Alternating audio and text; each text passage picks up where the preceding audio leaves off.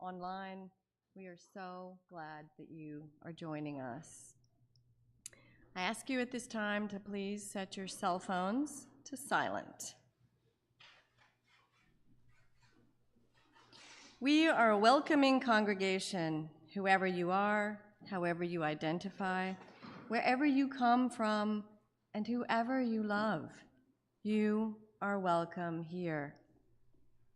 Our Sunday services are different each week so that we can honor and learn from our wide array of traditions and beliefs. Today, our presenter is Jim McGee.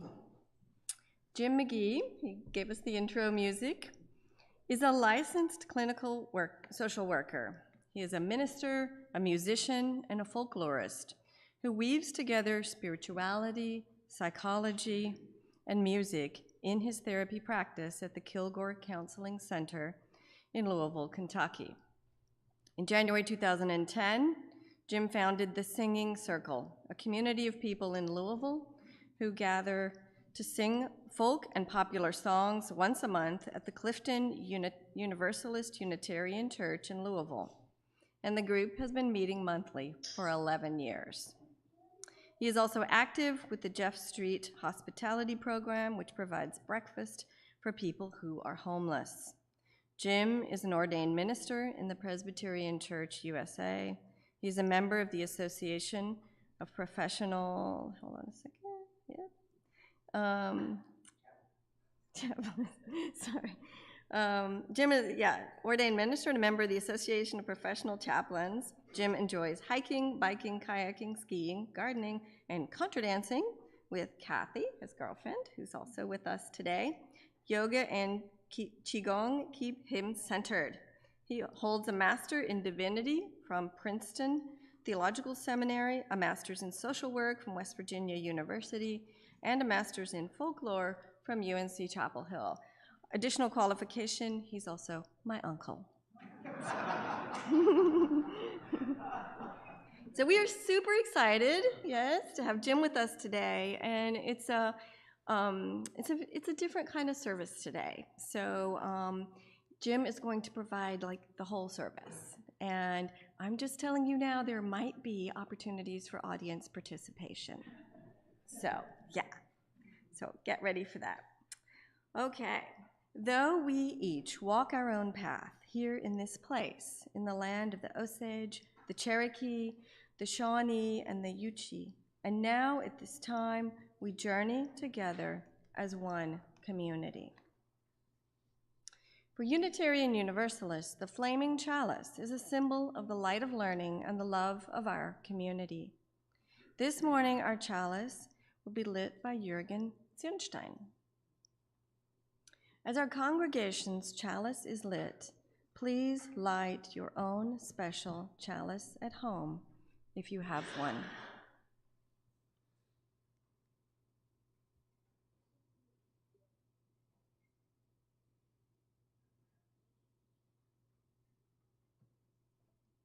This morning, we have a very special event in addition to Jim's presence with us, and that is a new member welcome. So I would ask John Downing, our board president, to come to the front of the room to do that for us.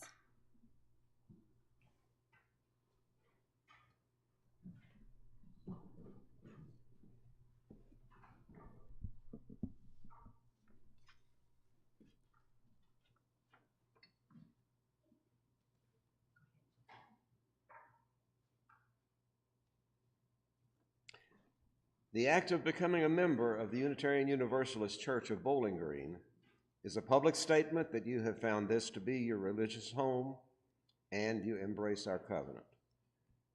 A member accepts responsibility for continuing and sharing the faith journey that brought them to this place and for living in community with others whose journeys may be different. We now join in affirming our shared covenant.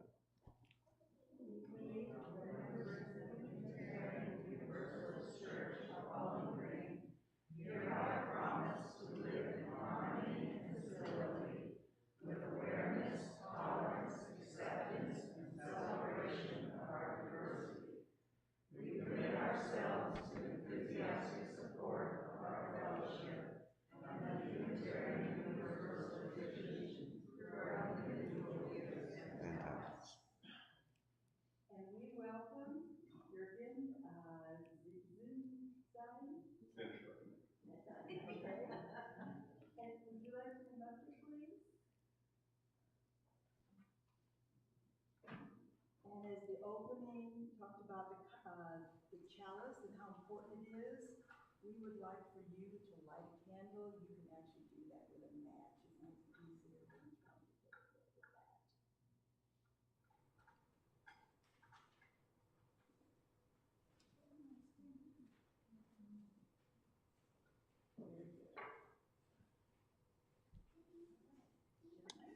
As president of this congregation, I greet you today on behalf of this gathered community, not only as a new church member, but as a new friend. We welcome you to our community and look forward to the future as we learn, grow, celebrate, and serve to support each other through the joys and sorrows of life. As members of this congregation, we all endeavor to grow spiritually, create community, do the work of love and justice in the world. Will you join us in this work? I will. Will you speak the truth as you understand it with courage and love? I will. Will you endeavor to support this congregation financially with your time, energy, and creativity? I will. Will you support the ministries of this congregation, knowing that it is up to all of us to ensure this community remains vibrant? I will. Members of the Unitarian Universalist Church of Bowling Green, please rise in body or spirit. Having heard the promises of this new member and knowing of his desire to join in covenant with this community, will you, the members of this congregation, welcome him joyfully, care for him in his sorrows and joys, and encourage him in his spiritual life? Amen.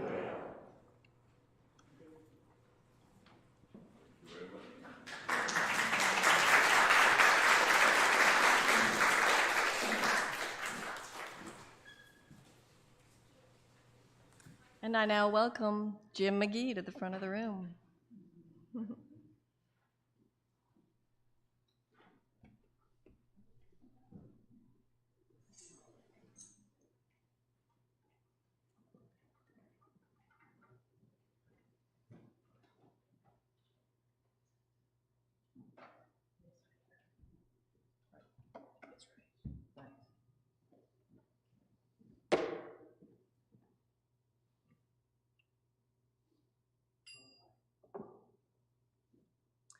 Well, it's wonderful to be back here, and I have good memories of being here back in 2018, I believe, and very grateful for being here. So, get the first slide here. Laura and I were at Ramsey's Cafe on the World in Louisville a couple months ago, and we began talking about maybe doing a little thing here at the church, and we began speaking about finding and creating community, and so that's the theme for today. And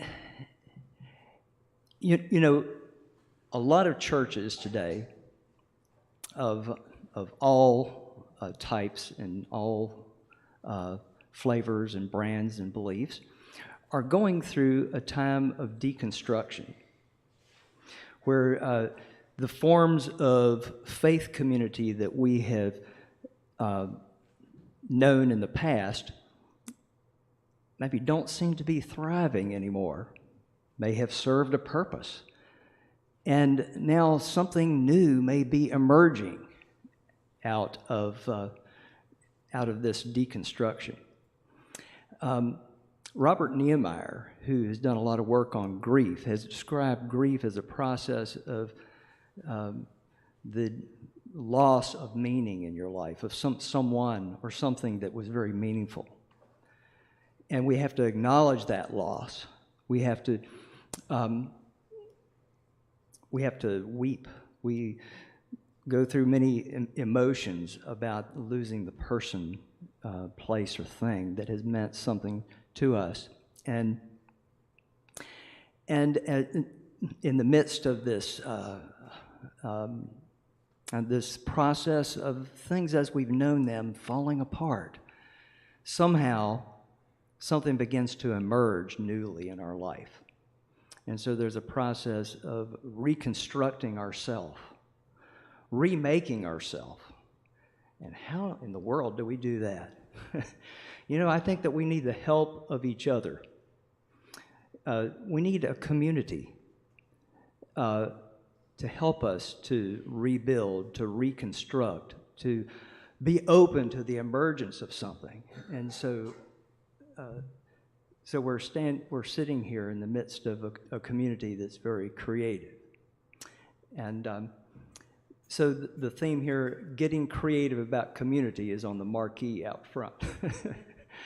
And so I want to speak of maybe some of the experiences briefly that I have had in community where I feel that community has emerged, or something has emerged maybe out of a loss.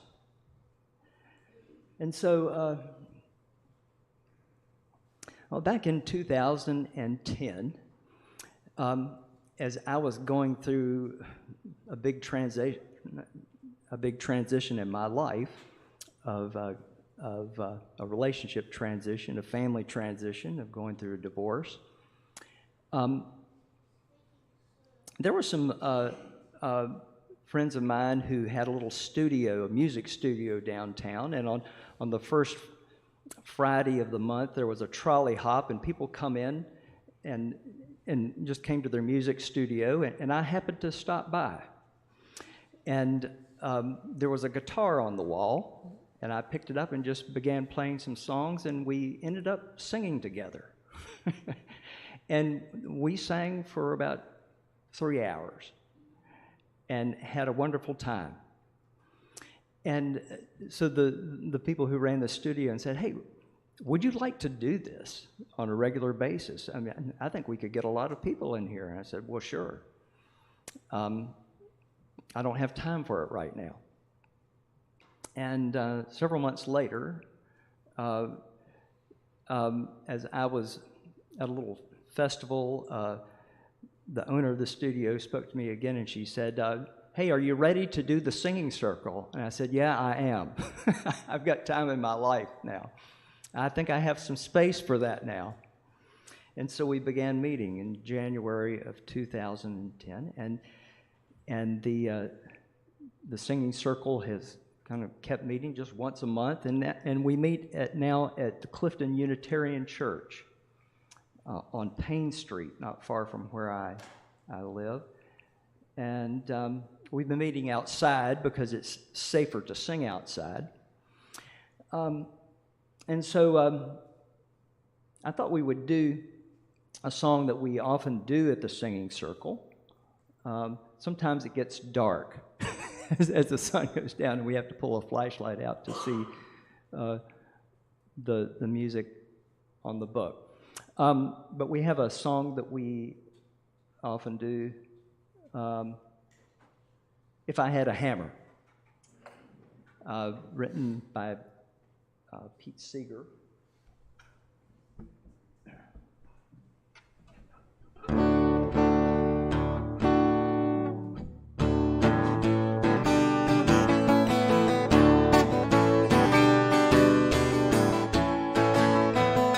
If I had a hammer, I'd hammer in the morning, I'd hammer in the evening, all over this land. I'd hammer out danger, I'd hammer out warning, I'd hammer out love between my brothers and my sisters, all over this land. Ooh. If I had a bell, I'd sing it in the morning, I'd ring it in the evening, all over this land. I'd ring out danger, I'd ring out warning, I'd ring out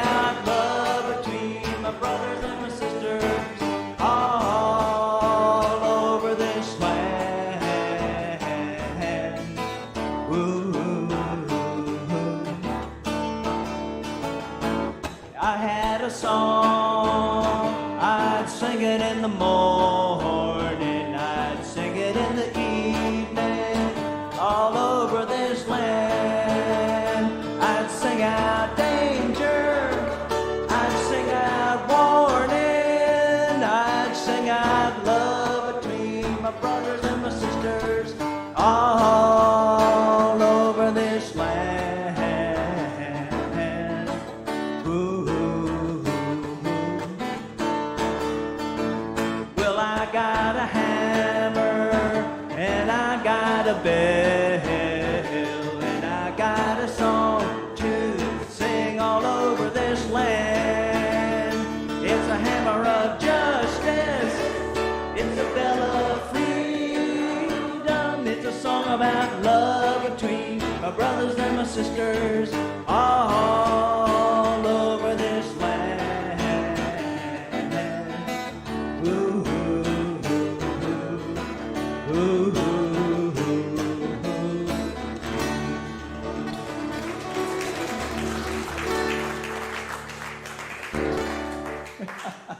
all right.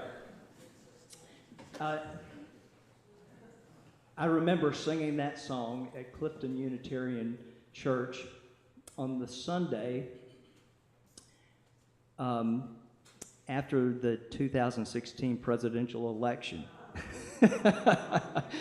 And everyone came to that service just very stressed out with uncertainty, fear, and worry, and all of this, and feeling some despair. And we sang that song, and it felt so good to be able to sing it. And you know, I think we got the feeling of the situation that song was written in the midst of the civil rights struggle. Freedom songs that were written in the very situation that we were in at that point. And so I want to give a little vignette of these times of community that have emerged out of the ashes, and also have a song that might also give us an emotional connection to that, because music expresses the identity of us and the communities that we're in. There is a sense of relational identity and communal identity that we have in sociology. You know, that our identity is not only our character or the essence of who we are, but who we are is also, you know, constructed socially as we choose maybe who will be in the circle of our life. You might think of it as your soul circle of the people that you relate to, and the communities that you choose to be a part of. And we have choice about who we might invite into that circle. Sometimes people leave the circle for various reasons. Barbara Meyerhoff, a great anthropologist, kind of developed this idea, and she called it remembering your life. We choose who will be kind of the members of your club of life, you might say. And this is one way that we construct and remake ourselves in the midst of life transition and loss, is community. And this is something that you have to offer people, a place to grow, to find out who you are, and to find and to be who you truly are. And in 2013, when my brother David passed away after being homeless for a year and a half in Oakland, California, wow, life as I had known it fell apart. And I wondered, also the church that we had been going to, my son didn't want to go to anymore. Oh, well, what do we do?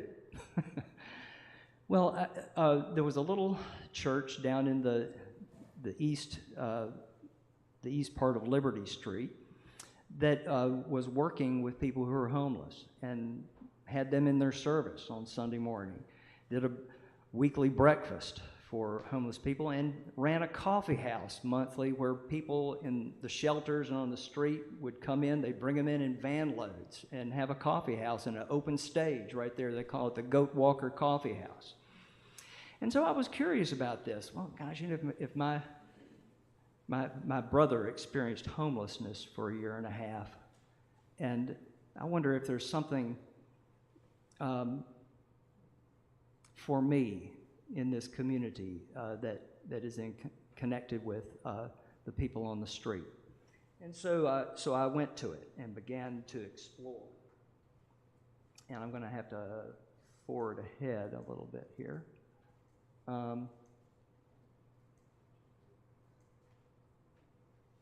The Jeff Street Baptist Community. And I found this to be a place of great life. The people loved music, and there were so many great musicians in the church. And when I attended the Goat Walker Coffee House and was sat at the tables and ate, had tea, coffee, cake, pie, and popcorn, and sat down with people on the street and just we entertained each other for the evening with stories, poems, songs, raps, and everything. There was something about this that gave me some solace and some peace, and allowed life to come back together again in a beautiful way. Yeah. Oh, okay. All right, I'm going to move over. I'm kind of on a leash. Yeah, well, Jimi Hendrix used to light his guitar on fire, and that so we could just right. All right, and so and so these these things in our life begin to emerge. It was a matter of being open to emergence.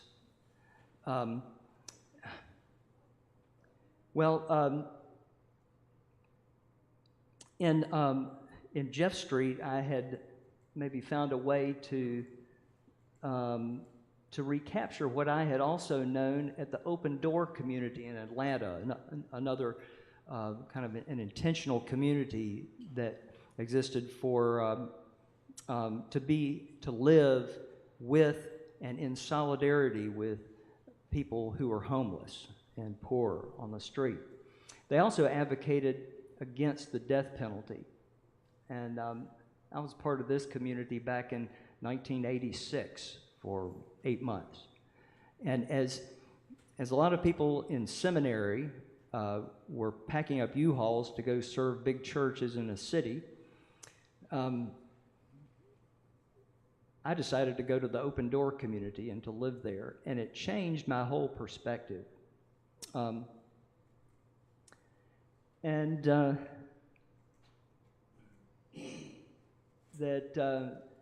I wanted to do a song that came from this community, and we would once a week we would march down to City Hall, and I used to take my guitar and play as we would march in the street, and we would advocate for the rights of the people on the street, the need for public bathrooms, because a lot of homeless people would be arrested for urinating in public, and there were not any bathrooms available for them. So we sang music from the Civil Rights Movement, and here's one called Freedom Land.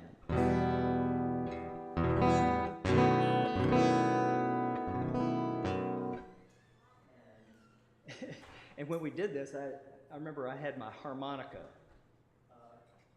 on, and the harmonica would just kind of resound through the streets as we walked.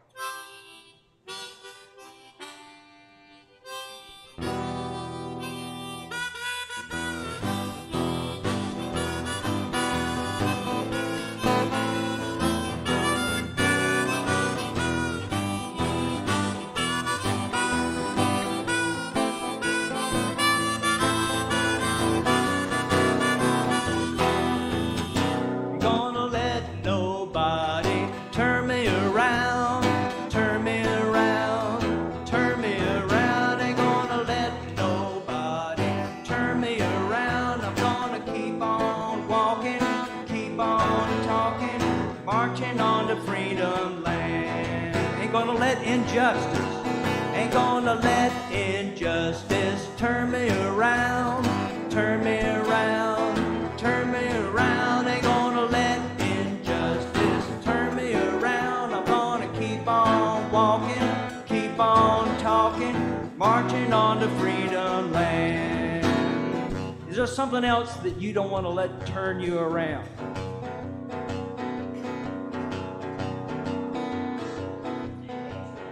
Ain't gonna let hatred, ain't gonna let no hatred, ain't gonna let no hatred turn me around. Y'all clap your hands. Turn me around, turn me around. Ain't gonna let no hatred turn me around. I'm gonna keep on walking, keep on talking, marching on to freedom land.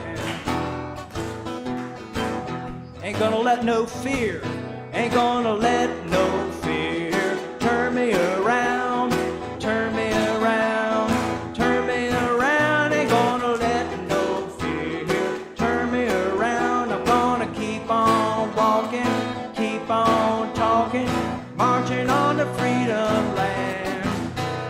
What else do you not want to let turn you around? What?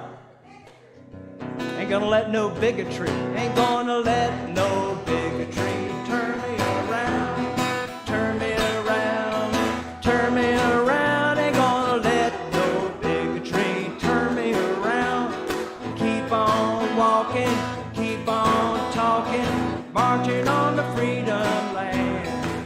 Ain't gonna let nobody turn me around, turn me around, turn me around. Ain't gonna let nobody turn me around. I'm gonna keep on walking, keep on talking, marching on to freedom land.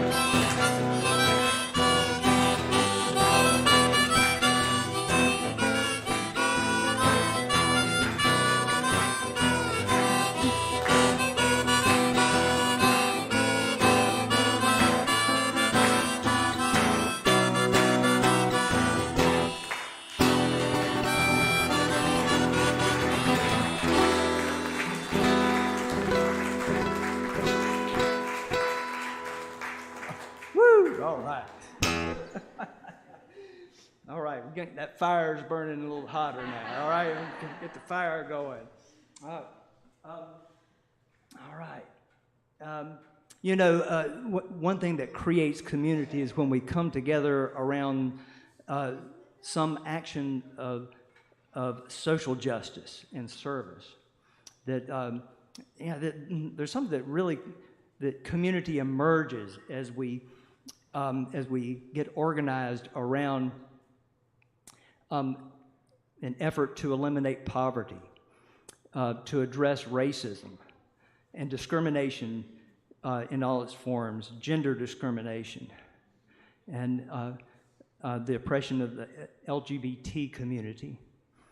Our voices need to be heard in these ways.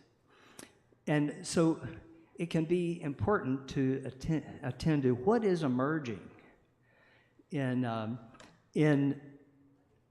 community in a way of having a voice of social justice.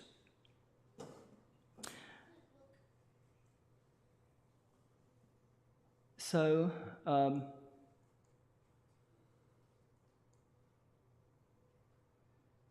images here of the Goat Walker Coffee House. And I think the Unitarian principle number 6 is the goal of world community with peace, liberty, and justice for all. This is the value of the community, and so how do you put this into action? For me, I have taken a couple of hours on Monday morning where I'm not going to have clients in my counseling practice, and I've gone down to Jeff Street to help hand out underwear, T-shirts, and shoes, and coffee, and and breakfast, and for the people on the street.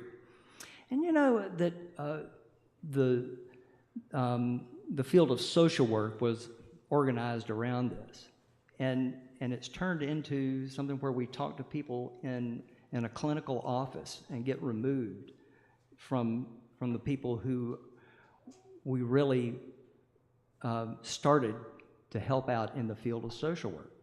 It's changed drastically, and so I've just had to set an intention not to be in that office and to go and be on the street.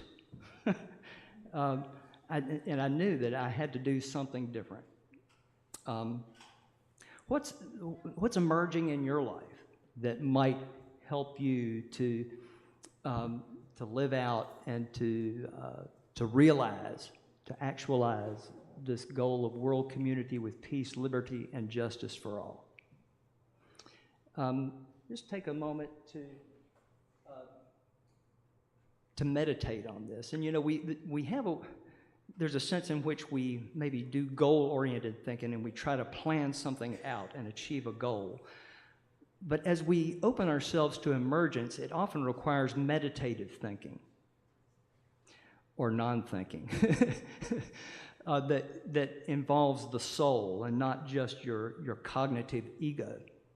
And so let's just take a moment here to meditate and to open yourself to what may emerge in realizing this goal or this principle of peace, liberty, and justice for all in community.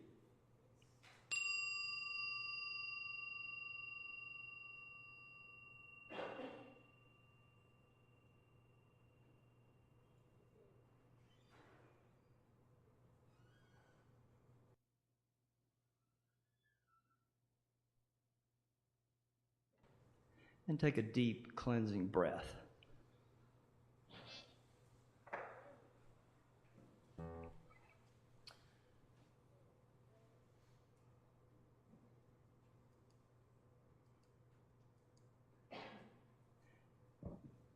One thing that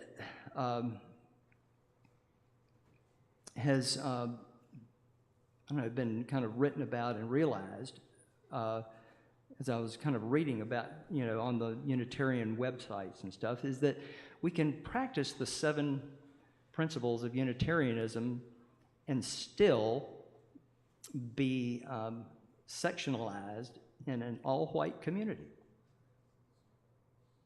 That we can practice these principles and still the effects of segregation and racism will persist. And so some have found a need for an 8th principle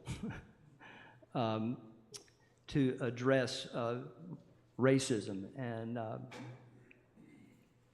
the things that divide us, just by the way that our neighborhoods were structured and built back in the 19th century and following.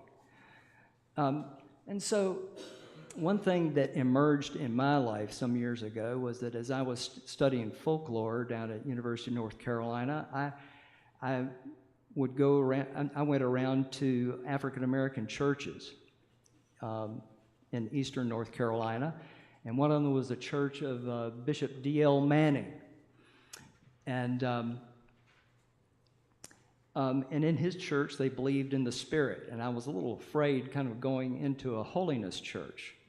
Of, gosh, well, what will it be like, kind of being in a fundamentalist atmosphere? But none of that actually materialized. It was a community that believed that the Spirit helped us to cross barriers that separate us. Wow. And this was powerful. And it helped me to reconnect with my body. That as a Presbyterian, when we went to church, everything was done from the neck up. It was very, very much in the head, And being in Bishop Manning's church, you had to clap your hands, you had to stomp your feet, and you began to move. And pretty soon I found myself dancing out on the floor, and it was liberating. And I believe that I was saved there, I was saved from the white man's religion. And I went forward, and he laid his hands on me, and I jumped up in the air, and I really experienced this. It was totally liberating, and it was opening myself up to an African American experience of spirit and worship and soul. I really began to connect with my own soul there. Wow. And so one thing that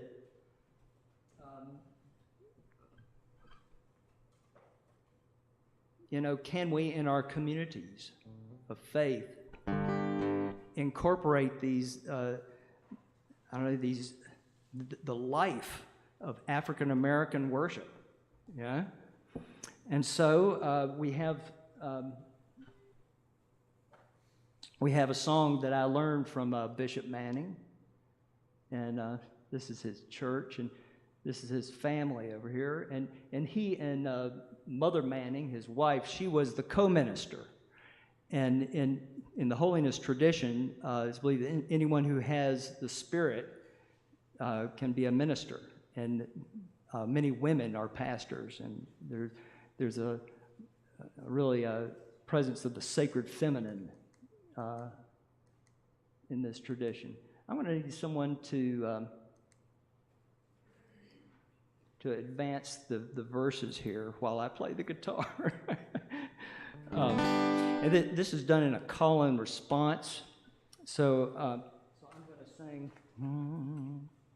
Let's see. Could I toss this to someone? Here you go. Thank you. Just the right button. I'm going to sing. You got to move, and then you're going to sing. You got to move, like this. Okay. And so this is this call and response is a way that people have of witnessing, that when someone says something, then your spirit witnesses back to that person by responding. And so this is a kind of helps us to go deeper in a community when we think of, our spirit and our, kind of responding to each other in spirit.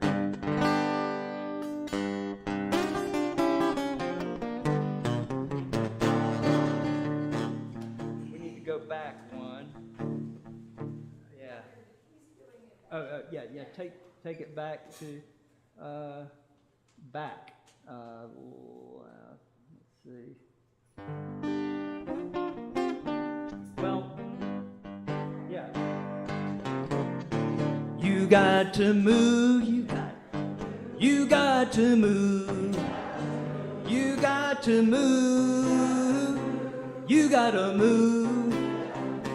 When the Lord gets ready, you got to move. You may be up, you may be down, you may be running all over town. When the Lord gets ready, you got to move.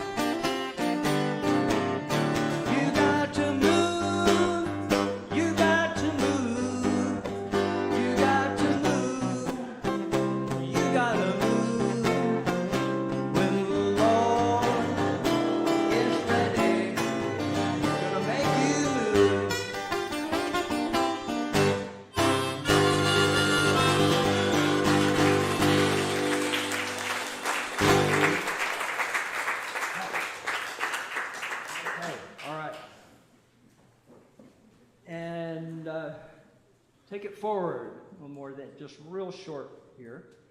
I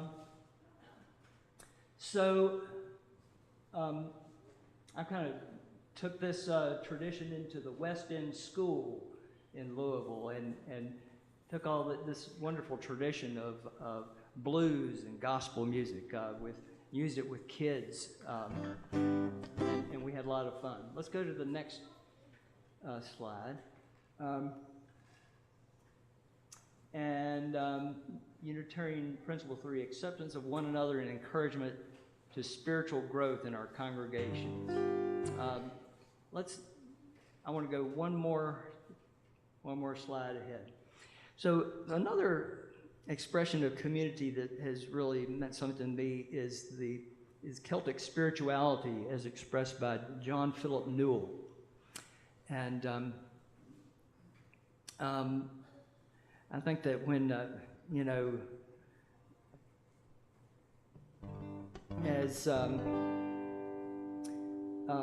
2016, I think I was looking for maybe some spiritual center from which to kind of deal with all the things that were happening at that time politically.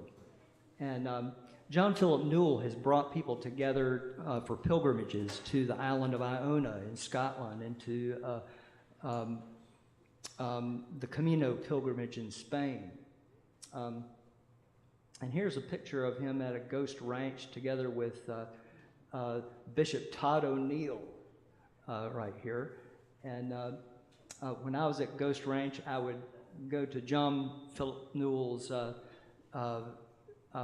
prayer and meditation in the morning, and then I would go to the Reverend Todd's gospel workshop in the afternoon, and I was kind of weaving together the Celtic tradition of spirituality and black gospel music, which seemed to, and here's a picture of them all linking arms together. Really, faith is a search, a pilgrimage, and these are kind of pictures of pilgrimage that is so much a part of the Celtic tradition. And go to the next slide here.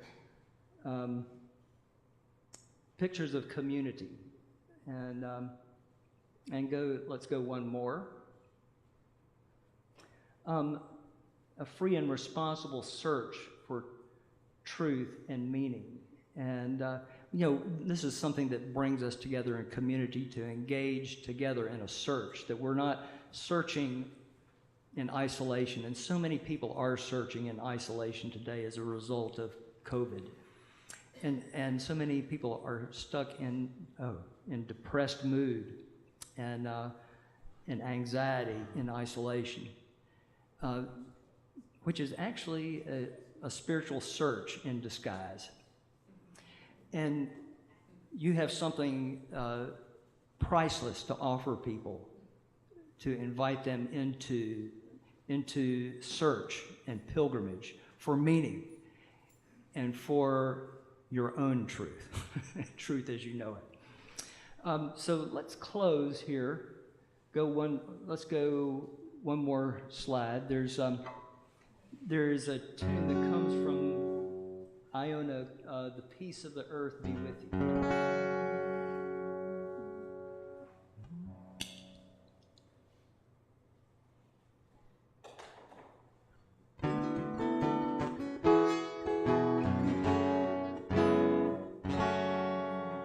The peace of the earth be with you, the peace of the heavens too. The rivers be with you, the peace of the oceans too.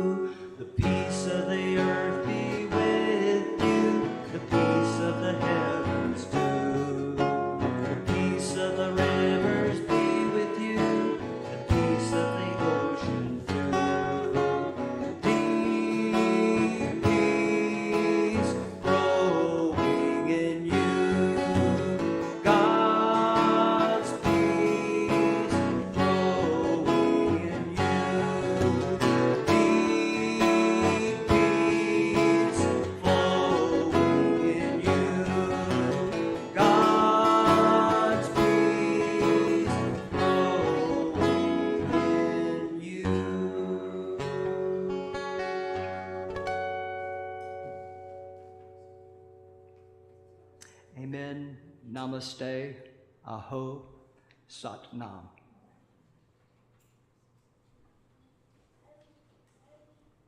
Stay right there for a moment.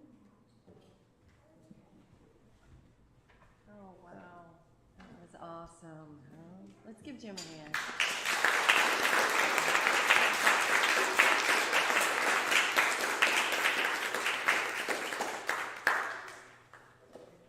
So I'm asking you to stay up there for a moment because we're going to have our offertory now, and you might offer us another piece of music while we do that.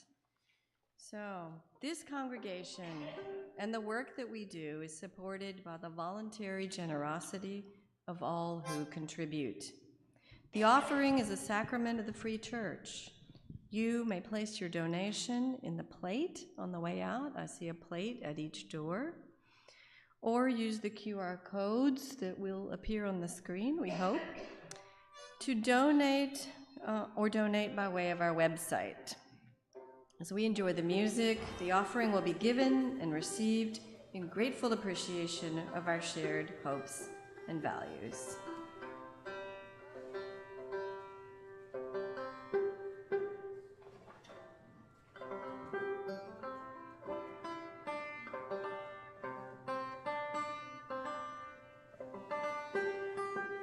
This is a tune that we play at the Contra Dance in Louisville, which is another great community to be a part of.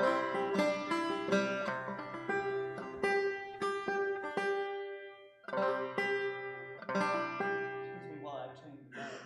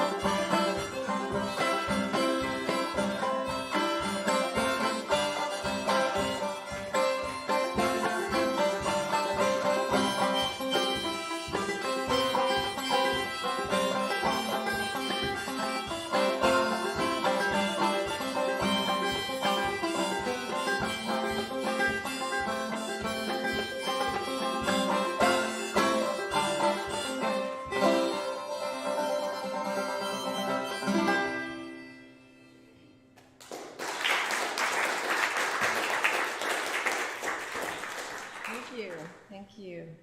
We thank you for these gifts. May we use them wisely and in the service of our congregation and our community. I'd like to take a moment now to thank our behind-the-scenes volunteers. Matt Hazel has been doing the tech for us, and we are greatly appreciative of that.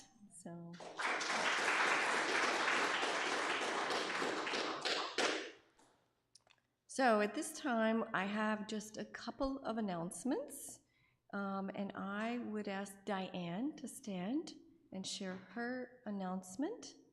And then I'm going to ask Valerie to talk about hospitality coming up on holidays. So. All right, 3 quick announcements. We're doing another 30 sack lunches for the homeless this week. Sharon has already filled half of it on her own.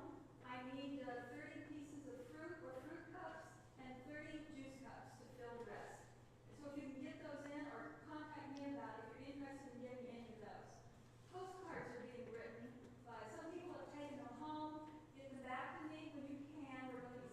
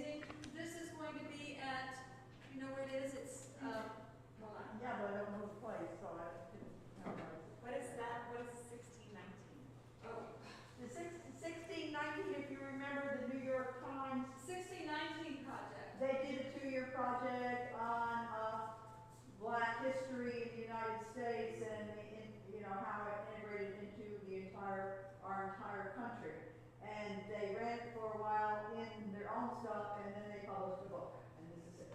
This is the book. It's an excellent book. 1619 was the first year the slaves came. Yeah. Yes, yes. The book is filled with all that moving through. It's really interesting. Okay, this afternoon it's Fort Webb Manor. It was in the what was it? Fort Webb Manor, Okay. Oldham Center, What street was that? 515 Combs Drive, Okay. or Coombs, C-O-O-M-B? C-O-O-M. Yeah. Thank you. 5:15. 3 o'clock. If anybody's interested. Thank you. Valerie.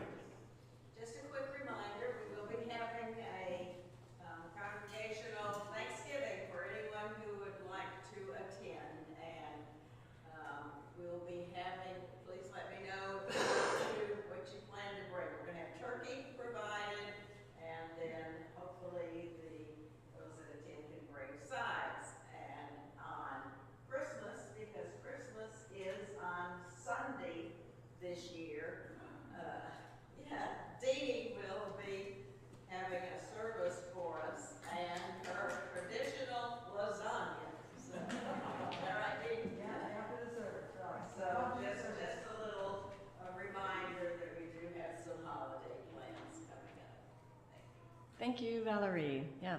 Also, we have a plant and yard sale coming up October 8th. That is a great way to bring in the community and connect with the community as people enjoy that together. I'd also like to issue an invitation to learn about membership. If you have questions about Unitarian Universalism or about this congregation, please speak to someone on our membership team. Our board president is John Downing, and John, I'd ask you to stand up, please, so everyone can see, once again, so everyone can see you clearly. Other members of the membership committee who are here, would you stand up? So we have Eileen Arnold, yeah, Sharon Crawford, we also have Nancy Garrett. You may speak to any of them if you are curious about Unitarian Universalism, you're thinking about joining. Thank you. Thank you. Yes. We also our church office sends out what we call, it's an email update that comes out twice a week. And if you want to be on the list to receive news about what's happening in this community, please let us know. You can call the office. I think you can speak to one of these membership individuals. Also, look at the bulletin board out here. So there are lots of ways to stay in touch. We're also on Facebook. And we have a great website, awesome website. Yes, Sharon? If a person has filled out a visitor's card, Cassie, our wonderful office manager, will take that information and get you on that weekly update list for email. Yes, and if you filled out such a card and you're not getting those emails, please call the office and tell them, because we don't want you to miss out. All right. At this time, I am going to say one more thing. I work closely with, my name is Laura McGee, I didn't say that at the beginning. I work closely with James Miller, and I want to ask James, if you don't mind, to stand up for a moment. James and I work closely together to generate the topics for these Sundays together. We would like to know if you have an idea for a speaker or if you want to speak. Yeah? So please speak to one of us or email us, get in touch with us, and let us know. We want to know what you would like to hear from the front of the room on Sundays. At this time, I'm going to close the live stream. So we bid farewell to those who've joined us online. We hope you found this service meaningful, and we invite you to join us again. Be well and go in peace.